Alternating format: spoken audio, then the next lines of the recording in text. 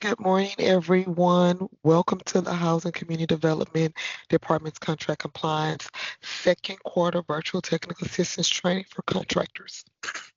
We are pleased to have you join us today and hope you find the presentations informative and beneficial. My name is Lakeisha Tate, the staff analyst, and I will be leading today's virtual technical assistance training focused on pre-award services. We sincerely appreciate your time and participation today. If you have any questions during the presentation, please submit them in the chat box and I will address them at the conclusion of my session. The recordings and the PowerPoint presentations will be available on our HCD website and our YouTube channel within 7 to 14 business days from today. To help us improve future trainings, we will be collecting participant feedback. So a link will be provided with a brief survey to attendees that registered for the trainings. And we do encourage you to complete the technical assistance feedback survey. And we want to know that your feedback is extremely valuable to us. And we thank you in advance for sharing your thoughts. So we'll go ahead and get started with the presentations for this morning. There have been some organizational changes with the housing community development. And with that being said, Laura Serrano now leads the DBRA Section 3 MWSBN Pay or Play compliance area for Housing Community Development Department. And her area is known as the Real Estate and Compliance Division. We have Crystal Boyce as the compliance manager that oversees MWSBE and POP. And we also have Michelle Perales as the compliance manager that manages and oversees DBRA Section 3, MWSBE and POP on HCD initiatives. As I say, I am the staff analyst with the pre-award services and housing community development. I am committed to contract compliance and ensuring that all representatives have a clear and comprehensive understanding of our program rules and the compliance expectations on housing community development projects. Should you have any questions or concerns regarding pre-award services compliance requirements, please feel free to contact me via email at lakeisha.tates@houstontx.gov or by phone at 832-635-394-6345. And I'll put my contact information in the chat box. So some of you who may not be familiar with pre-award services, I haven't had the opportunity to work with me. I want to briefly just explain my role. So as a pre-award staff analyst, I'm establishing a strong compliance foundation at the earliest stages of the project by reviewing solicitation language, ensuring that your contract documents meet all applicable compliance standards, and evaluating and approving required compliance documentation such as the MWSP participation plans and the Pay or Play required forms. This proactive process helps our team enhance project performance and significantly reduces compliance-related risk on housing community development projects. In this capacity, I will serve as the primary point of contact for the owner developers, prime contractors, and general contractors, and designated compliance consultants by ensuring that compliance is proactive, progressive, and continuous. This approach ensures that all parties clearly understand program requirements and are fully prepared to implement them prior to the commencement of work. Now, what are the benefits of pre-award services? Pre-award services provide significant value by offering contracting parties clear, comprehensive guidance on applicable program requirements, therefore reducing the risk of project delays and ensuring that compliance from the outset.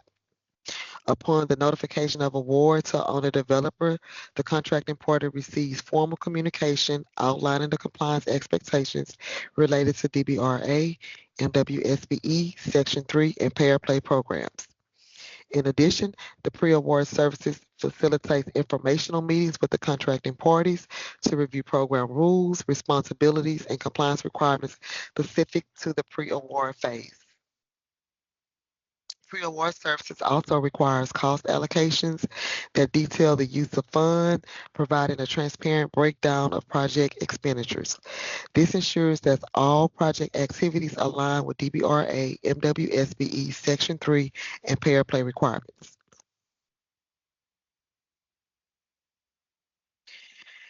During this portion of the pre-award presentation, I will outline the required pre-award documents that must be submitted on behalf of the developer and/or general prime contractor prior to commencement of any project activities.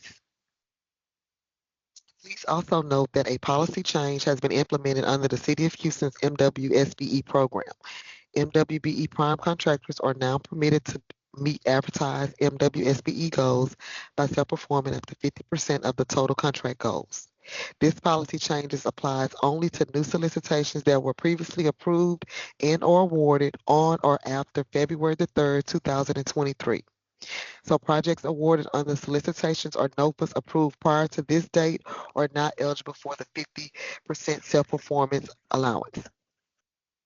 With the policy change, please note that MWBE prime contractors must select one participation goal to receive credit on construction projects, MBE or WBE.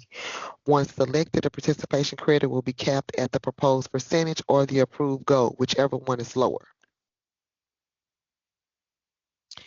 HCD has collaborated with the Office of Business Opportunity, which administers the MWSBE program, to establish categorical goals for housing community development, similar construction projects across multifamily, public facilities, and single-family programs. These categorical goals have been incorporated into NOFAs and solicitations and apply only to construction-related activities within these programs. Effective February 15, 2026, Housing Community Department will no longer use categorical goals and must instead conduct a contract-specific analysis for each award to attain an approved MWSBE goal from the City of Houston Office of Business Opportunity.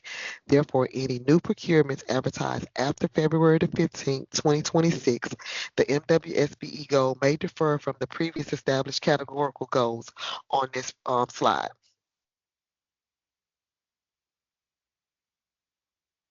So if your project is subject to an MWSBE goal, pre-award services will require the developer, prime contractor, and or general contractor to complete and submit a compliant MWSBE participation plan along with signed MWSBE letters of intent to my attention for review and approval. You want to ensure that only firms certified through the City of Houston Office of Business Opportunity can be utilized toward goal achievement. To achieve the goal, you want to keep in mind that the MBE and the WB goals are two separate goals that must be met individually, and any excess of one cannot offset a deficiency in the other. You want to make sure up to 4% SBE substitution may be applied toward either the M or WBE goal, but both cannot get 4%. If you are a certified MWBE prime, you want to make sure that you're only counting up to 50% of the overall advertised goal only for work in which they perform and is providing a commercial useful function. Self-performance cannot be applied to multiple goals, so you have to select either MBE or WBE goal.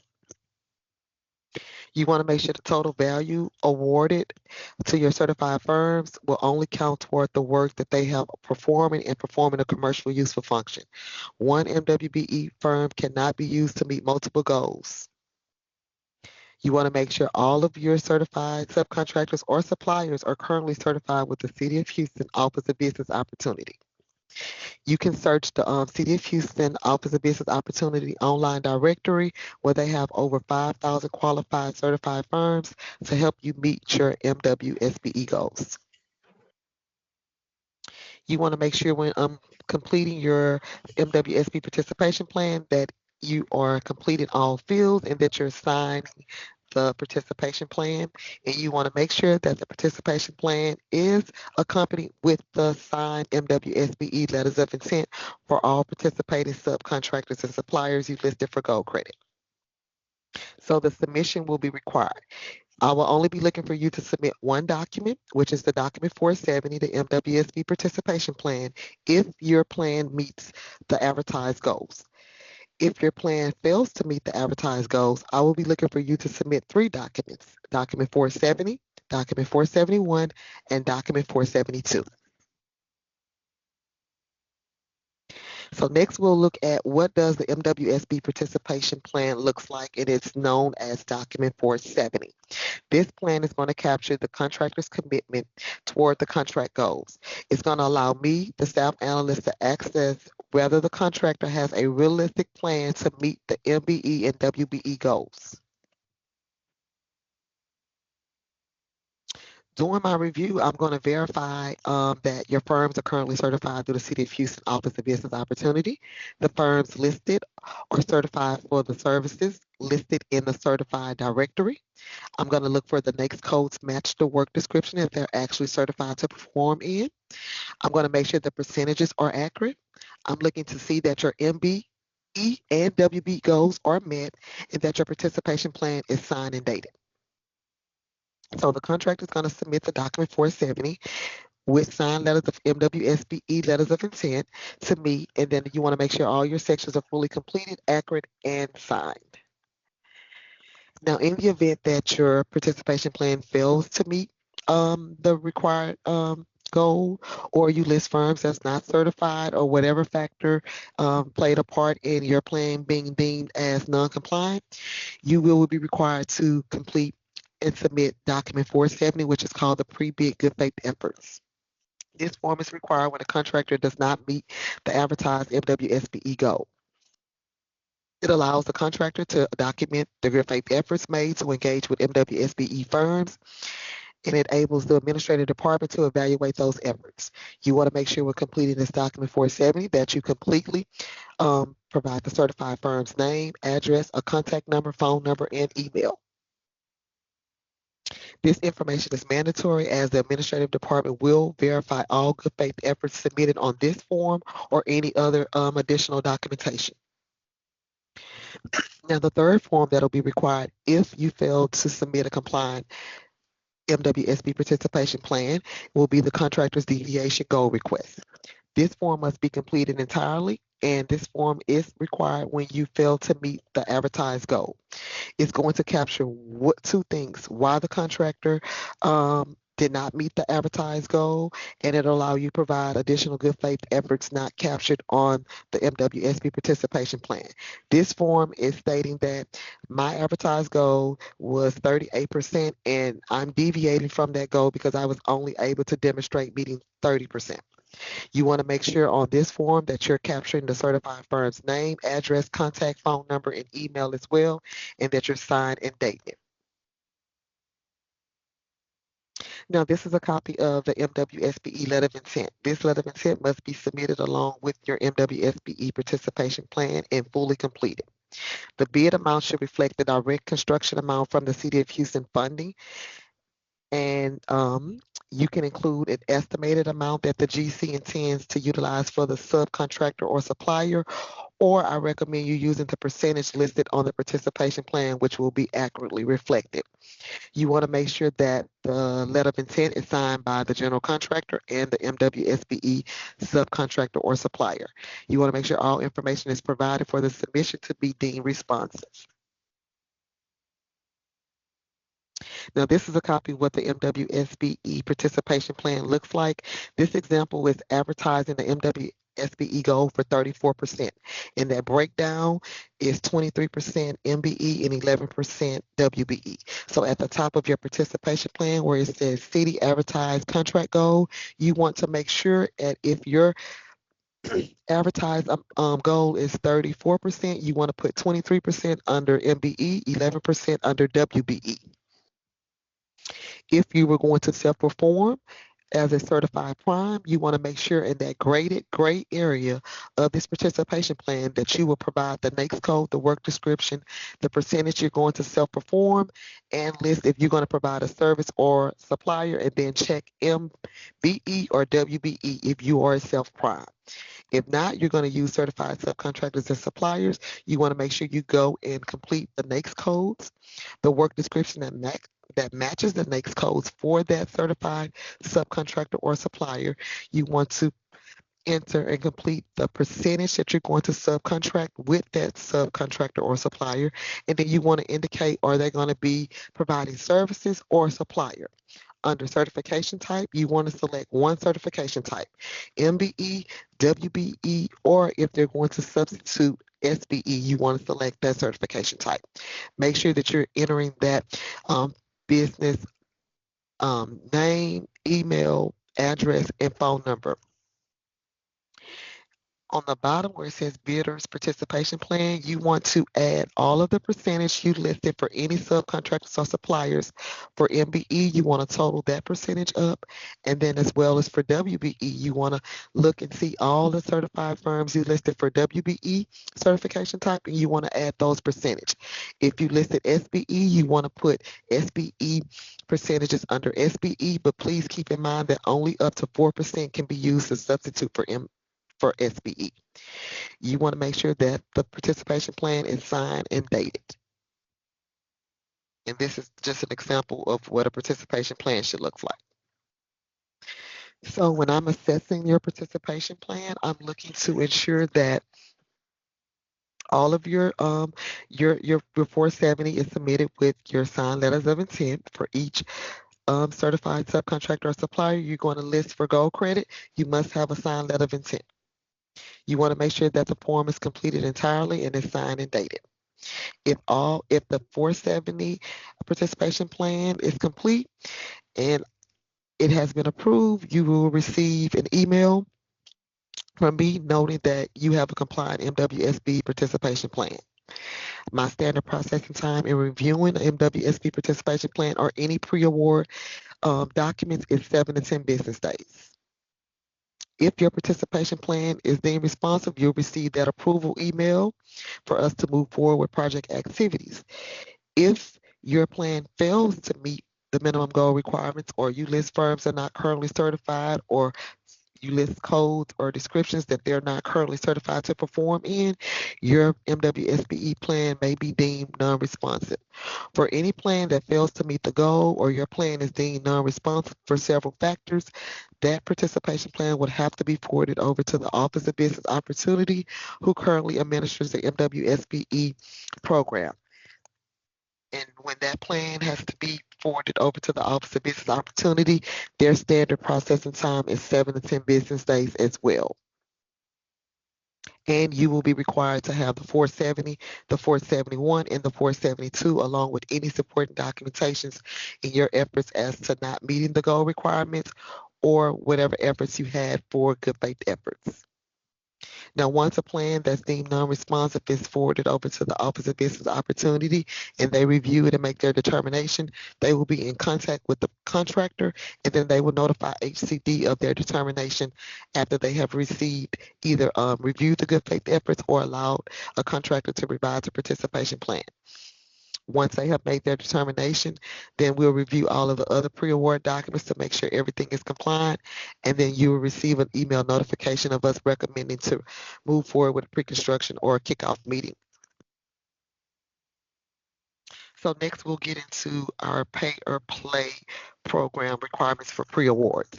The City of Houston Pay or Play program was established under Article 5, Section 7 of the City of Houston Charter of Chapter 15 Ordinance, including the Executive Order 1 through 7. The purpose of the Pay or Play program is to require certain contractors to either provide a minimum level of healthcare benefits to eligible employees or contribute a designated amount to help offset the cost of health insurance for uninsured individuals in the Houston and Harris County area.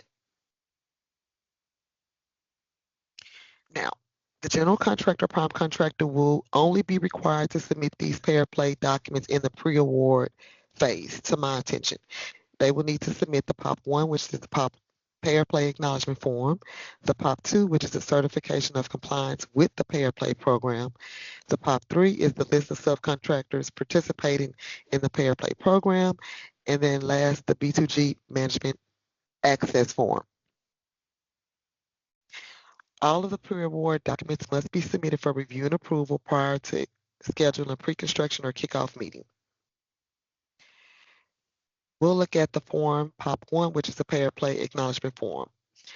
This form is going to be where the contract acknowledges the Pay or Play program and agrees to comply if they are the successful contractor. All fields must be completed except for the solicitation number, which is not required. If you have a city vendor number, please provide it. Otherwise, you can indicate NA where appropriate. You make sure you sign and date it. POP 2 is the certification of compliance. The contractor will choose how they will participate in the program. Under the first part, so you're either going to pay by paying $1 per hour or pay by providing the healthcare benefits that meet the city standards, or you can select both, meaning that you might pay for some employees and also provide healthcare benefits to others. In the middle section, you want to make sure that you are entering for the contractor only. The covered employees, meaning anybody that's 18 or older, work at least 30 hours a week on the city contract. Non-covered employees will be employees who work fewer than 30 hours or possibly temporary or part-time. And then exempt employees will be anybody that's under the age of 18 or covered by other insurance with their spouse, parent, including Medicare, Medicaid, or they declined the coverage which was offered, but the coverage that was offered meets the City of Houston 75-25 standards, and proof will be required for exempt employees. You want to make sure the POP 2 is signed and dated.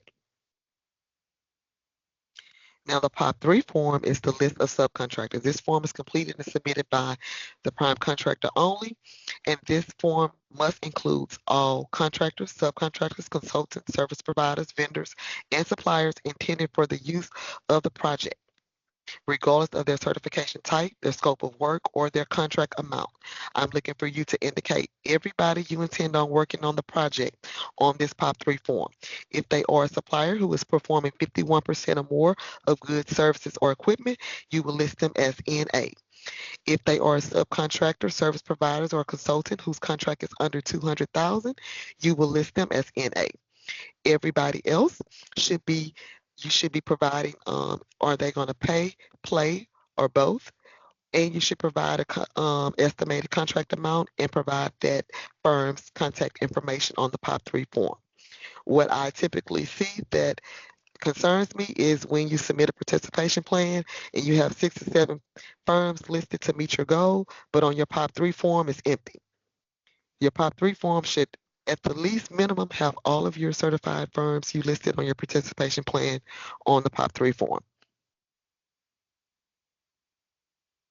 And the last POP form will be our B2G access form. This form is required to be completed.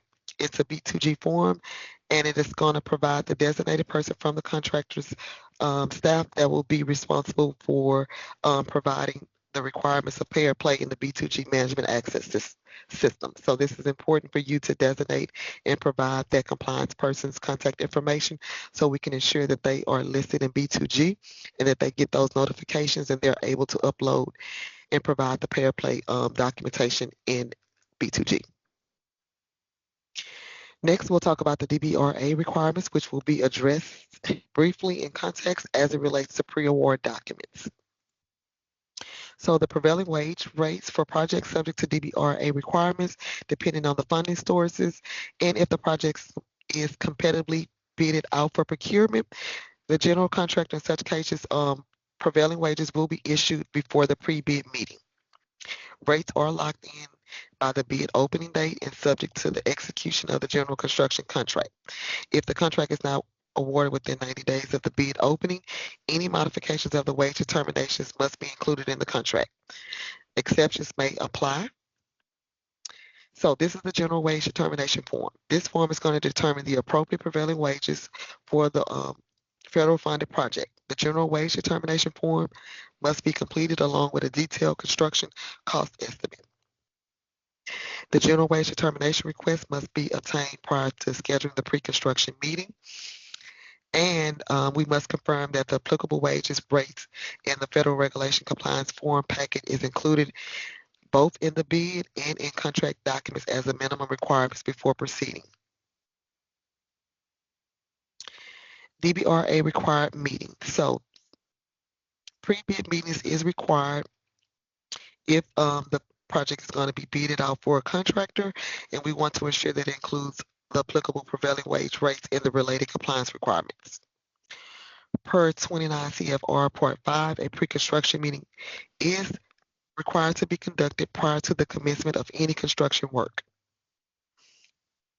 Onboarding. There will be an onboarding meeting. So the DBRA team, the designated contract administrator, will require a onboarding training session with the general contractor, the designated compliance staff, and we definitely encourage all subcontractors and anybody else participating on the project to attend the onboarding meeting. So the Department of Labor final rule, after the contract award, the prevailing wage rates might be subject to change with the contract, or a order is amended to include additional substantial construction work that was not within the original scope of work, or to extend performance of an additional time period not originally obligated, including when an option is exercised under the contract at award.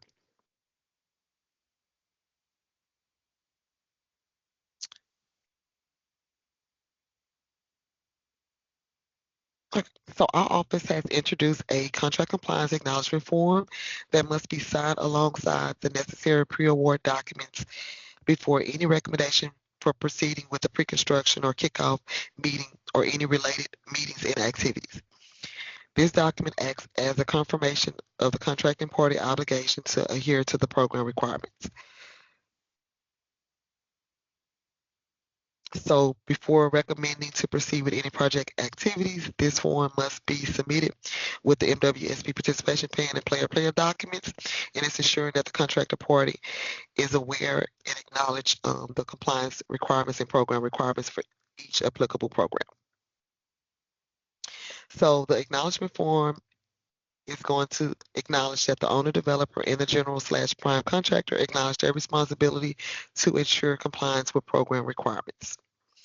What's been added on the contract acknowledgement form now, we have UEI compliance requirements. So per 2 CFR Part 25, all entities receiving federal funds must be identified by a UEI obtained through SAMS.gov, which replaced the DUNS number as the official federal identifier. So this is not a new federal requirement, but rather an existing requirement that now will be documented and enforced as part of housing community compliance process.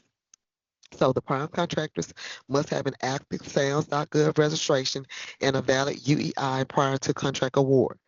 All of your subcontractors, suppliers, everybody else working, including all tiers, must obtain and provide a UEI prior to subcontract award. And a prime contractor cannot execute a subcontract without a UEI. Next on the form, we talk about the certified firms and payments. So payments count toward participation goals only when made to certified firms. The credit will only apply to firms properly added to the project after certification. So best practice is for the general prime contractor to maintain full awareness of all firms working on the project. If a certified subcontractor or supplier utilize non-certified firms, the general or the prime contractor will receive credit only for payments made to the certified firms. No MWSB participation credit will be given for payments made by the firm to non-certified subcontractors or suppliers. So if you have a certified subcontractor or supplier working on your project that was not included in your original approved MWSB participation plan, you will not receive participation credit toward your goal unless a deviation request is submitted and approved. Once the deviation is approved, credit will only be applied from the date of approval forward. It is important to note that if you intend to add firms for gold credit that they were not included in the original participation plan, you must submit the deviation request prior to making any payments. Otherwise, participation credit will only apply to payments made after the deviation has been approved. The next thing on the acknowledgement form is a non-compliance. So failure to comply may result in payment withholding, project termination, and suspension from housing community development projects. So please ensure that everyone working on the project is aware of the expectations and compliance requirements for all applicable programs, as this may impact the release of payment draws. It's also important to note that upon receiving your monthly compliance status reports, you ensure that both you, the contractor, and all firms listed on the report submit the required documentation, resolve any non-compliant items in a timely manner, and maintain open lines of communication with your designated contract administrators. We also offer ongoing technical assistance training and training opportunities. Therefore, there should be no reason for a project to remain in non-substantial, non-compliant status. So we have the mandatory participation. So firms listed in the participation plan and firms providing any work on the project must attend at least one technical assistance training during the post-award. So we want to encourage that you encourage everybody to attend pre-construction and kickoff meetings, because it will be mandatory for all parties working on our project to attend a technical assistance training, whether it's during a quarterly session or through a scheduled one-on-one training. So we strongly encourage your subcontractors, suppliers, service providers, consultants to attend these technical assistance trainings, as they are typically the parties to encounter the compliance issues and challenges during the course of the project. We have the closeout evaluation listed on here. So to receive a successful project rating, all participation goals must be met and supported by documented good faith efforts. So to receive an outstanding, the prime contractor must exceed the committed contract goals by at least 1% and make good faith efforts to utilize all approved MWSBEs. Or the prime must exceed advertised goals but fell short of committed contract goals and made good faith efforts to use all MWSBEs. To receive a satisfactory, you want to make sure that the prime meets the contract goals, or the prime had exceeded contract goals but failed to make good faith efforts to use all approved MWSBEs, or the prime has exceeded advertised goals but failed to commit to the contract goals and made good faith efforts to use all MWSBEs. Now, to receive a satisfactory due to good faith efforts, the prime failed to meet committed contract goals but made good faith efforts to utilize all approved MWSBEs. Now, an unsatisfactory rating will result if the prime failed to make good faith efforts to utilize all approved MWSBEs and fell short of committed contract goal by more than 1%. So you want to make sure that you are continuing to stay in compliance, meet all of your contract goals, and therefore you should be able to achieve a successful rating at the end of your project. So the policy acknowledgement, the general contractor and the owner developer will acknowledge they understand the City of Houston Pay or Play Executive Order 1 through 7, the City of Houston MWSBE requirements, and the City of Houston Good Faith Effort Policy. So we also have a new form, which is called the Pre-Award UEI Collection Form. This form will have to be completed in the company with all of your pre-award documents. This form is going to collect information from the prime contractor, including their UEI number, and this is also going to require the prime contractor to verify that everybody working on the project, or they anticipate to work on a project, they have identified and collected a UEI number. So the prime contractor will put the project name, their company name, and their UEI number, and then in that column, they will include all of their firm's names and UEI numbers, and they will sign and date this and submit this along with all of their pre-award documents. So we'll just talk about the required solicitation documents. So if an owner developer has solicited for a general contractor or prime contractor or any subcontractor solicitations, you want to make sure that if the project is subject to MWSBE and pay or play requirements, that you include the required language for MWSBE as well as pay or play. And you also want to make sure that any type of solicitation that goes out that is applicable to MWSBE, pay or play, Section 3 or DBRA, that you provide a copy to my attention so I can review it and ensure that the required language is included as well as the required documents is included in any solicitation that is put out that requires MWSBE, pay or play, Section 3 or DBRA requirements.